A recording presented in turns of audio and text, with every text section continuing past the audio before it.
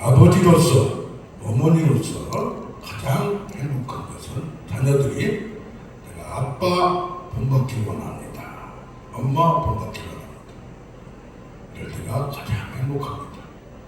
뭐 할 때, 어려운 데도 우리 아까를 끌고 힘들게 일하는, 꿋꿋이 일하는 부모를 보면서 성공한 자녀들이 많이 있습니다.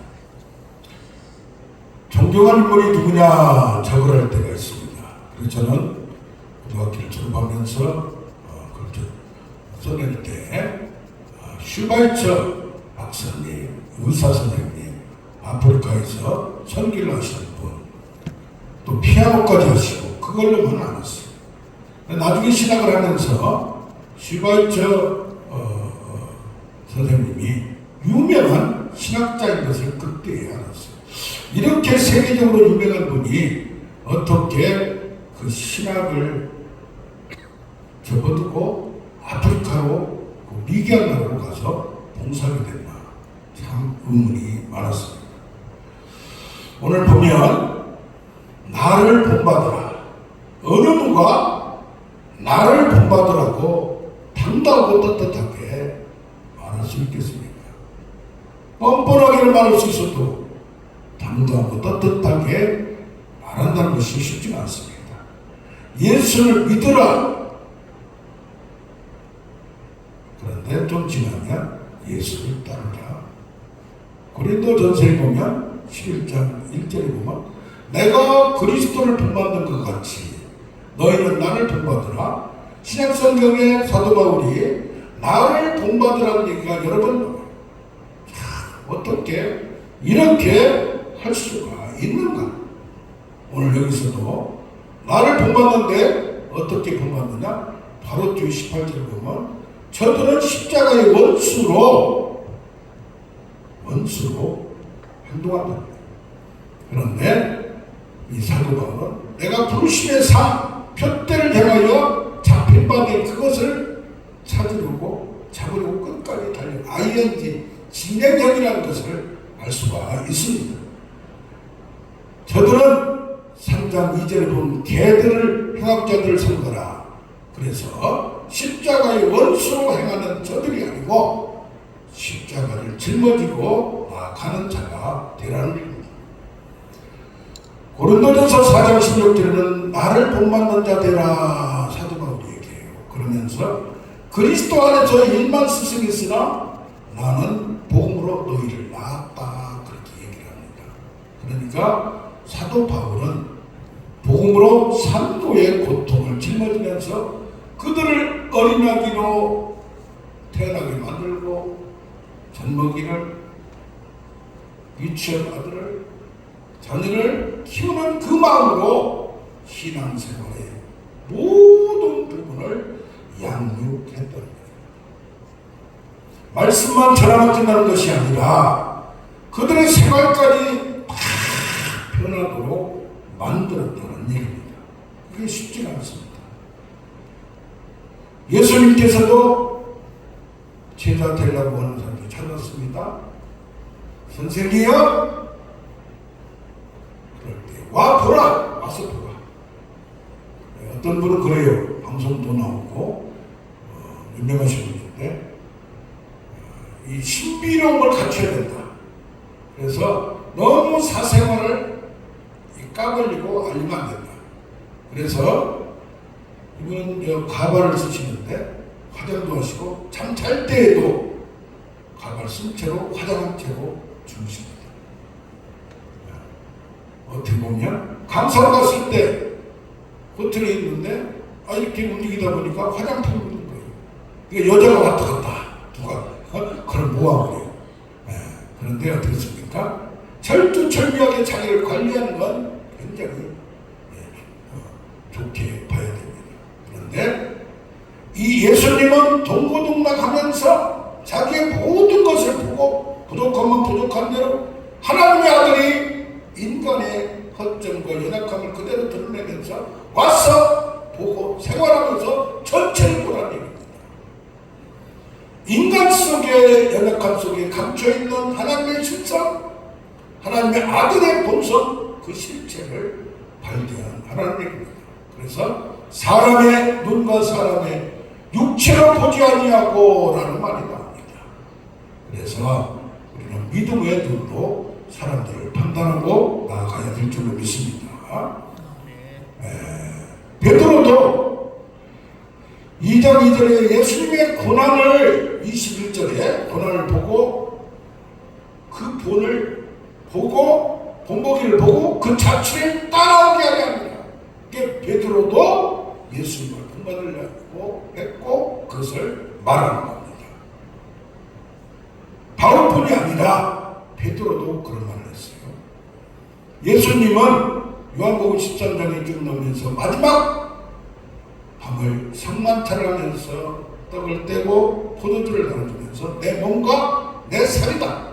이걸 먹으라. 이건 뭡니까? 완전히 내 것을 먹어서 네 몸과 살과 피가 아니고 내 것으로 만들어라. 완전히 변화하라. 이런 말씀을 듣고 있습니다. 그러면 뭐 했어요? 수건을 들고 뭐요? 발을 벗으라. 발을 씻었어요. 그러면서 13절 15절을 보면 내가 너에게 한 것 같이 너희도 다른 사람에게 하려고 내가 본을 보였구나. 이거 뭐요? 보고 배우라는 얘기입니다. 아멘? 뭘 배우라는 얘기예요? 섬김을 배우라. 뭘 배우라는 얘기예요? 대속물로 자기 것을 몸과 피를 생명을 주는 희생적인 섬김 사랑을 배우라는 얘기입니다. 우리는 누가 조금 찌르기만 해도 바로 파는 거예요. 이게 마음대로 안 되는 거예요. 그래서 누구 책을 많이 읽냐, 누구 설교를 많이 듣냐 따라서 누구하고 자주 만나고 누구 밑에서 배우느냐 따라서 신앙의 색깔과 컬러, 멘토와 스승의 스타일과 영성을 배우게 되는 것입니다. 사도 바울이 나를 본받으라고 공개적으로 얘기했듯이 지금 현재 뉴욕 시장인 에릭 아담스는 하나님과 사이에서 믿음의 중요성을 공개적으로 감정하겠다. 나는 30년 전에 내가 뉴욕 시장이 될 것이라는 것을 꿈속에서 식은땀을 흘리면서 잠에서 깨면서 2022년 1월 1일 뉴욕 시장이 될 것이라고 30년 전에 하나님으로부터 말씀을 받고 계시를 받았답니다. 경찰서장 출신으로 난독증도 있고 젊을 때 체포된 적도 있고 여러 가지 부족하고 연약한 점이 있었음에도 불구하고 뉴욕 시장이 되었습니다. 대법원 판결에 공립학교에서 기도를 금지시키는 것, 공개적으로 금지시키는 것을 다 참작하고 있을 때 이분은 공직생활하고 시장으로서 많은 반대에도 불구하고 최근에도 말하라. 지금이 기도할 때다. 나는 내게 흉터와 흔적을 가지고 있다. 이미 표를 얻었다. 그러면서 자기 연약성이 있는데도 불구하고 이것을 까돌리고 공개적으로 하나님은 살아계시고 믿음을 공개적으로 간절한 걸 봅니다. 우리가 부족하지만 사도 바울같이 베드로같이 이름같이 거룩하고 남이 볼 때 흠이 없는 사람이 아니지만 그런 믿음을 당당하고 떳떳하게 못하더라도 뻔뻔하게라도 그런 마음을 갖는 우리가 되길 원합니다. 그러면 사도 바울이 뭘 배우라고 했나? 사도 바울이 그전하고 뭐가 바뀌었나? 이걸 한번 두 가지 교리적 측면, 신학적 측면이 있고 또한 실체적 측면 이런 측면이 있습니다. 먼저 사도 바울은 자기 존재의 변화에 대해서 자기가 확신을 했어요. 디모데전서 1장 17절에 나는 비방자요 박해자요 폭행자였어요. 비방할 뿐이 아니라 박해뿐이 아니라 폭행, 사람을 죽이기까지 했어요. 그런데 디모데후서 1장 11절에 나는 선포자요 사도요 교사 신학자로 쓰임을 받았다고 자기 존재에 대해서 떳떳하게 얘기합니다. 이것은 뭐냐? 내가 잘해서가 아니라 내 어미로부터 나를 택정하고 오직 하나님의 은혜라고 얘기를 합니다. 그러면서 또한 고린도서 15장 9절에 나는 사도 중에 가장 작은 자라. 어떤 데는 내가 똑똑한 사도, 유명한 사도가 못난 것이 없다고 사도권을 변호할 때도 있지만 자기를 공격하는 자들에게는 방어를 하지만 자기 내심으로는 겸손함을 가졌습니다. 에베소 3장 8절은 성도 중에 작은 자, 가장 지극히 작은 자. 그러니까 뭡니까? 사도 중에 작은 자에서 성도 중에 작은 자로 더 깊이 은혜 속에 들어간다는 얘기예요. 갈수록 더 은혜 속에 깊이 들어가야 되는데 몇십 년 사역을 했다고 하는데 말이 안 바뀌고 행동이 안 바뀌고 속은 안 바뀌면서 오랬다고 사역 몇십 년 잘하는 것은 아무 쓸모가 없습니다. 디모데후서 1장 15절은 내가 죄인 중에 괴수라고 더 깊이 고백합니다. 뭡니까? 나는 장래의 부르심의 상을 받기 위해 그 뼈대를 향하여 지금 걷고 있다는 얘기입니다. 내가 완전하지 않다는 얘기입니다. 그러나 나의 자세와 태도는, 방향은, 목표는 지금 그것을 잡으려고 끝까지 달려가는 사도 바울을 봅니다. 아멘. 그래서 베드로전서 2장 9절 같이 너는 왕같은 제사장이요 또 선한 특기가 되어라. 베드로도 자기 존재의 변화에 대해서 확신했어요. 영광에 참여할 때라. 그렇게 어떻게 해야 돼요? 우리가 지금 부족하나 하나님 나를 바꾸셔서 이제는 점차 영광에 참여할 때로 세웠음을 확신하고 내가 바꿔 가야 되는 존재임을 알아야 될 줄 믿습니다. 이미 구원받았기 때문에 완전해졌다, 이제 끝났다고 생각하는 자체가 잘못된 신학사상, 믿음을 가지고 있다. 그러니까 안 변하는 거예요. 오래 다닐수록 안 변해요. 자기가 하는 제일 잘하는 것이 착각이에요. 그것이 문제입니다. 생각이 변하지 않고 머리에 텅 비어 있으면 신앙, 지식과 신앙이 부족하면 헛소리만 하는 겁니다. 어떻습니까? 그런가 하면 그걸로 끝난 게 아니라 교리적으로도 튼튼했어요. 나는 은혜복음, 은혜로 구원받는 데 대해서 모든 다른 사도들이 다 반대하고 핍박해도 이 은혜복음을 지키지 않는다는데 생명도 부족하면 다 던져버리겠다고. 그래서 뭡니까? 유익하면서 무엇이든지 공중에서나 집에서나 꺼림낌 없이 가르치고 3년이나 밤낮 쉬지 않고 눈물로 각 사람을 훈계하며 말씀이 안에서 든든히 세워지기를 원하는 마음으로 했다는 겁니다. 그래서 대충 말씀만 전하는 것이 아니라 뭐였어요? 사람이 바뀌어져야 되는 거예요. 바뀌어져야 된다는 거예요. 설교 시간이 돌고만 있으면 안 된다. 기본 자세가 있는 거예요. 고개를 들고 설교 시간에 뭐 해야 돼? 말씀을 받으려고 해야지. 잠들려고 그러면 안 되는 거예요. 기본 자세가 안 되는 거예요. 뭐 해야 돼요? 똑바로 들어야 돼요. 그것을 파악을 해야 돼요. 내가 아는 거니까 너는 취소되라. 그러면 안 된다. 이 말이에요. 잘못된 교리, 금욕주의, 예식주의, 연기주의, 혼인을 금하고 음식을 이걸 먹으면 안 된다. 아직도 율법주의에 갇혀있는 자들을 책망하고 싸웠습니다. 그러면서 말씀을 받을 때 사람의 말로 받지 않으려고 하나님의 말씀으로 받고 내 연상을 업진여김을 받지 말라. 하나님 말씀을 전할 때는 이번에 지난주에 수원에서 나눔의 집도 하고 목회도 잘하시고 뭐 요양원도 하시고 이렇게 하면서 사역도 잘하시는 성창진 목사님 오셨어요. 그런데 얼마나 단호한지 몰라요. 거기서 사랑으로 대한다는 것을 착각하고 있구나. 매질할 때는 매질하고 책망할 때는 책망해야지.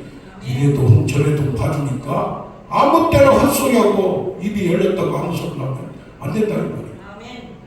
그래 뭐 해야 돼요?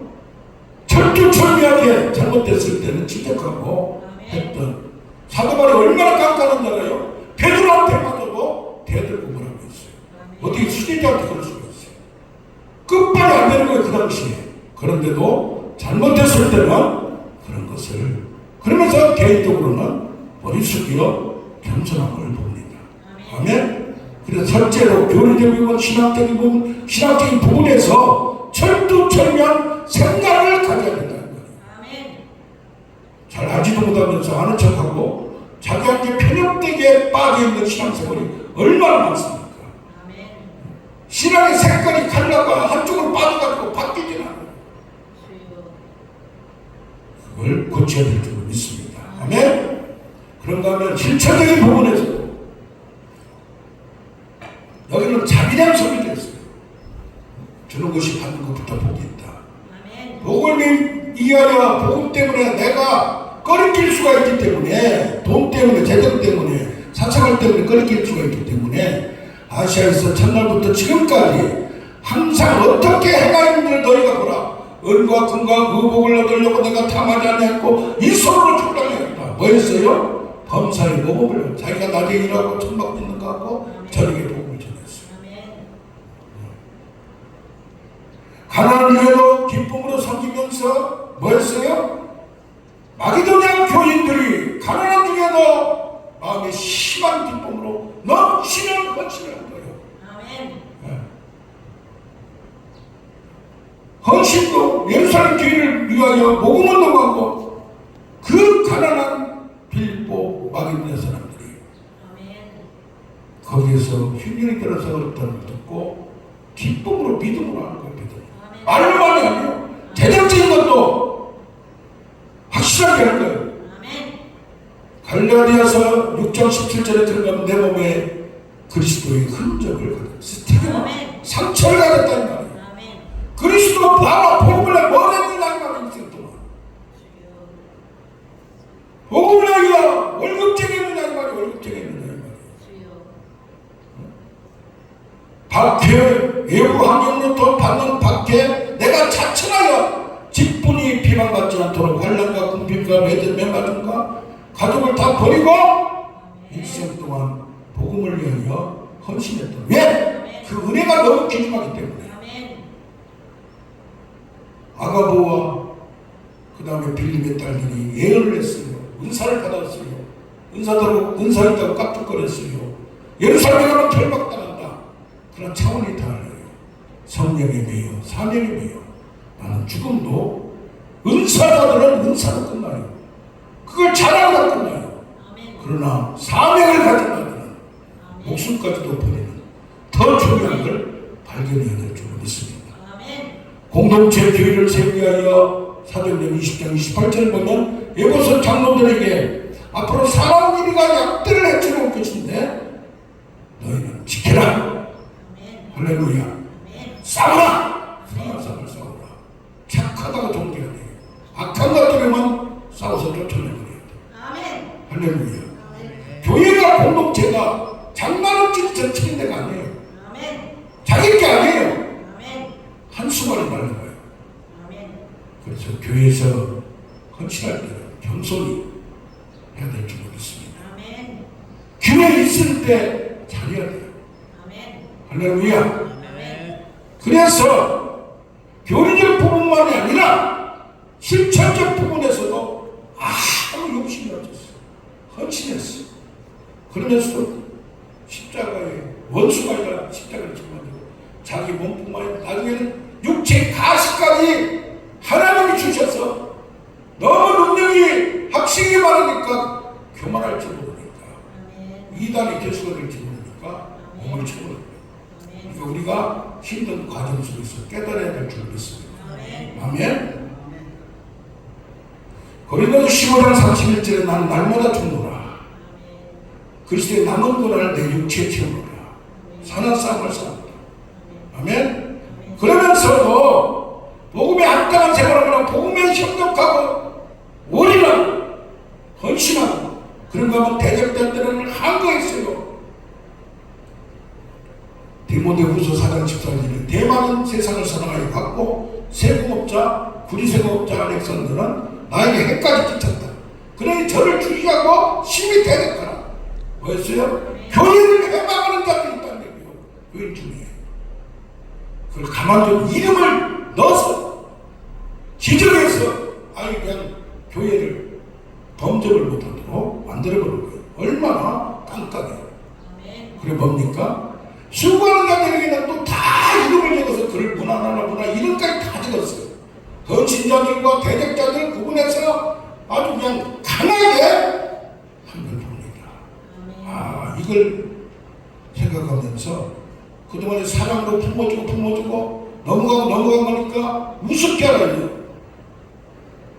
그러면 안 된다는 거예요. 공동체를 살리면서는 강할 때는 강하고 후려칠 때는 쳐야 되지. 성령의 높은 수준을 요구해서 선한 백성이 되도록 행동감이 변하도록 수고했어요. 얘기했어요. 할렐루야. 사랑을 해주고 덮어주면 고마움을 안 해야 되는데 그걸 이용하는 자들이 있어요. 후려치는 자들이 있어요. 세밀한 계획과 시정을 요구하면서 나아가는 그런 겁니다. 그럼 뭐라 그래요? 제자 양육해서 내게 들은 말을 충성된 자에게 가르치라. 그러면 그들이 또 가르치리라. 할렐루야. 사람 동력자 한 사람을 같이 일하는 사람을 똑똑하고 정말 모범된 사람을 키워서 그 사람이 또 하도록 해야 되는데 요것들이 동력자들이 왔다 갔다 하고 장난치면 안 된다. 없는 게 다 그런 것들. 사역을 오래 한 사람들한테 물어봤어요. 붕 잘 되는데 다 부족한데 그러다 보니까 나중에 결과가 뭐냐?